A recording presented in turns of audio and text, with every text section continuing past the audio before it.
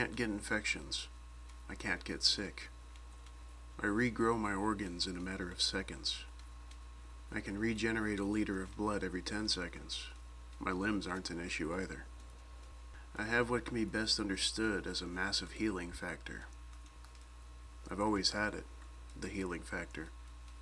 Ever since I was a kid.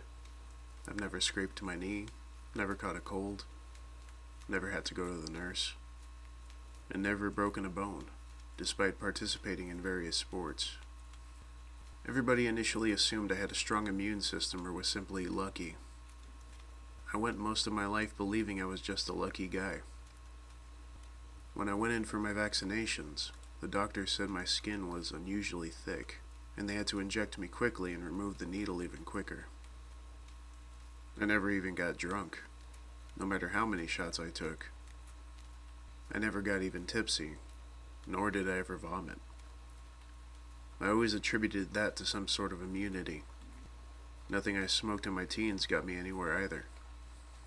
I was in a car accident when I was 22. It was bad. I rolled 4 times and ended up crushed between the car that rear-ended me and a tree.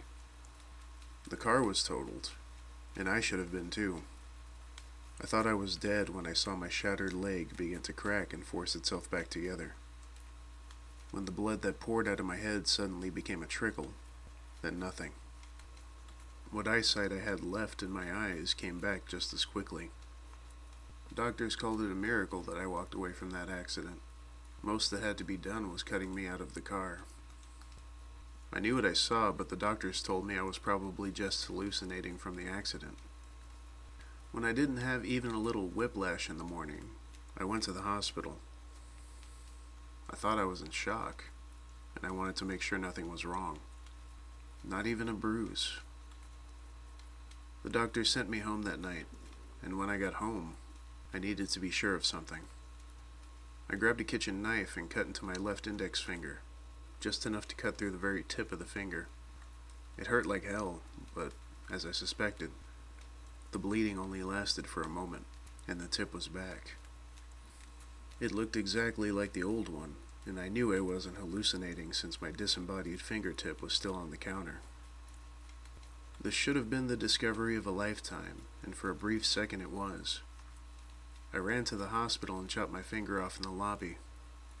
I let the disembodied digit hit the floor, to the terror of everybody in the office. But within seconds, the finger was back. I grabbed my old finger and showed it to the nurses who surrounded me. Whispers of magic tricks went around until I chopped my hand off. Blood spewed for only a second, like the last bits of water stuck in a shower head, then stopped. My palm came back, then my fingers. Within moments I was on the news. The miraculous healing man was one headline I still remember. I was a celebrity. I was a philanthropist. And I had it all. I lived off of donations and whatever blood drives were willing to give me.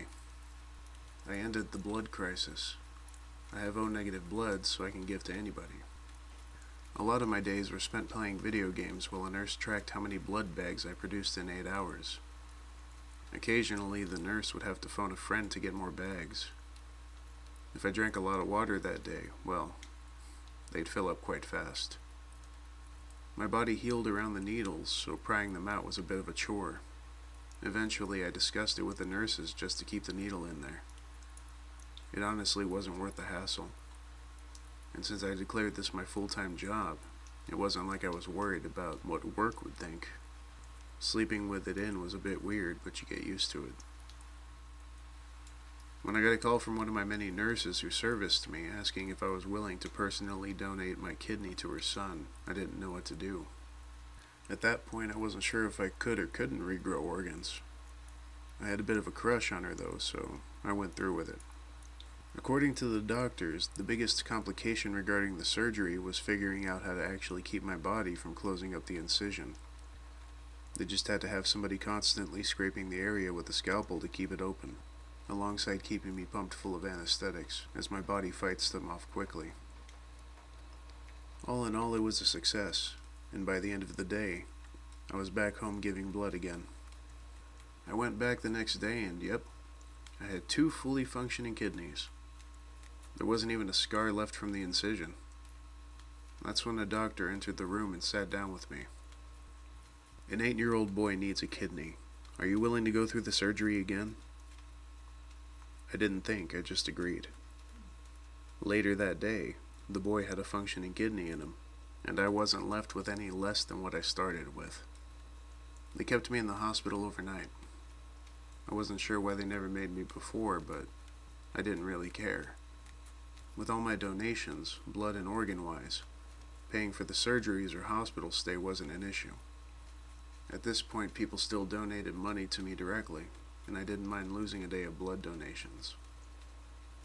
When I woke up that morning, a little girl was sitting down next to my bed, and a scrub-laden doctor sat up out of his chair. This is Samantha. She's gonna need a heart transplant by next month or she'll die. Are you willing? I was. I wasn't sure if the removal of my heart would kill me. I regrew a kidney twice in 3 days, and I was confident. That little girl had a heart at the end of the day, and so did I. They didn't permit me to leave then either, but I understood that one. I was starting to get homesick at that point, and tried to check out in the middle of the night, but was stopped by various nurses begging me to stay, telling me about all the organs the hospital needs, how understaffed they are, how quickly they could solve major world problems if I just stayed a little longer. I gave 3 people a chance to live normal to semi-normal lives so far. I gave so much blood that at the time, I never saw any ads for blood drives, so why stop now? I figured I'd be a hero if I did this. I'd be a legend. I probably already was. I decided to go back to my room on the condition that the nurse gets me takeout and a Red Bull. I had both by the time I showered and made my way back to bed. After I ate, a doctor came in and put a large notebook on my desk. In it was every organ transplant needed in the hospital, and how much blood would be needed. He asked if I would be okay to do these surgeries, and that they would take more organs out per surgery to maximize efficiency. They'd take my blood during these surgeries, too. I looked at the names. Every one of them was a life, a person who would mildly inconvenience me, but in return, I'd give them life. I'd give them a chance. I agreed, and was rushed into surgery. This was the first time they didn't put me under anesthesia. I tried to fight, but they gave me just enough so I couldn't move, but could feel everything. The needle in my skin, their hands haphazardly digging through me to collect my organs. Skin grafts were taken. I don't even know what they did with them. My plasma was siphoned out, and they stitched me back up. Once the anesthesia wore off, I decided to leave. I fought through the doctors proclaiming how much of a miracle I was, and how much I was going to do for people. I didn't care. I wasn't a guinea pig. I'm a human still. I tried to go, but I felt a small prick, and I was out. My healing factor is incredibly strong. So strong that during blood donations, my body would heal over needles. So strong that doctors had jokes about me absorbing their tools. God knows how many are stuck inside of me as I write this. I doubt they bother extracting them anymore. I can heal around things, and that's what I woke up to. Both of my feet had been split open, and the bars of the hospital beds had been inserted through them. I was healed in my bed. No amount of struggling managed to free them. Normally I would have just cut them off and hide until they grew back.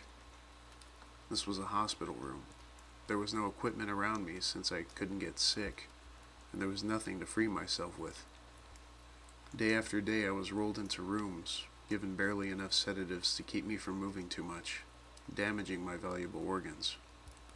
The doctors and nurses would see me staring and talk about my miracle, and how I was such a good person for doing this. They spoke like I wasn't there. I could barely open my mouth to moan in pain, but every time they just shushed me, like I was a toddler having a tantrum, and continued to cut and pry. Several people needed to scrape the incisions so they wouldn't close. Clumps of ribboned flesh littered the floor after each surgery. They closed my blinds and took my phone, the only two remnants of my life I still had. Now I couldn't even know if it was a good day outside or not. They must have caught on to me staring. They didn't want me to damage my valuable eyes. I constantly had a nurse in the room, but I rarely spoke to them. All they'd talk to me about was some sick miracle I had, then talk about how little Susie gets to live a normal life while I'm stuck here being torn open and left there to heal.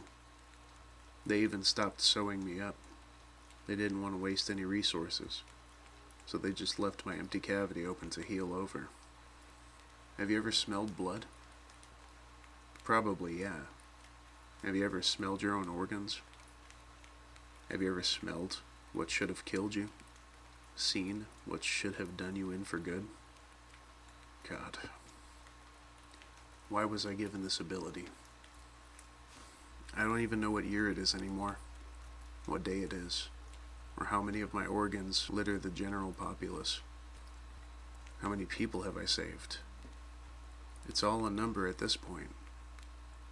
I used to get letters and gifts, but now I sit in a dark hospital room that rarely gets cleaned. I'm lucky if they remember that healing factor or not. I gotta use the restroom every now and again. I'm lucky if I get a candy bar on Halloween or a small Christmas tree placed in the room.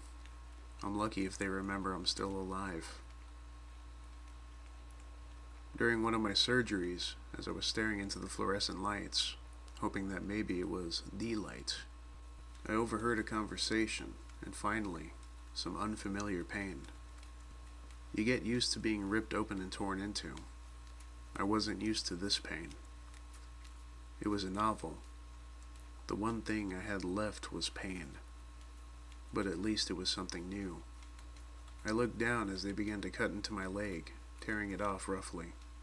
A small spurt of blood came out before the wound began to scab, then a lump. Now the other one. Then my arms. I could only look at the doctors as they threw my legs into a freezer.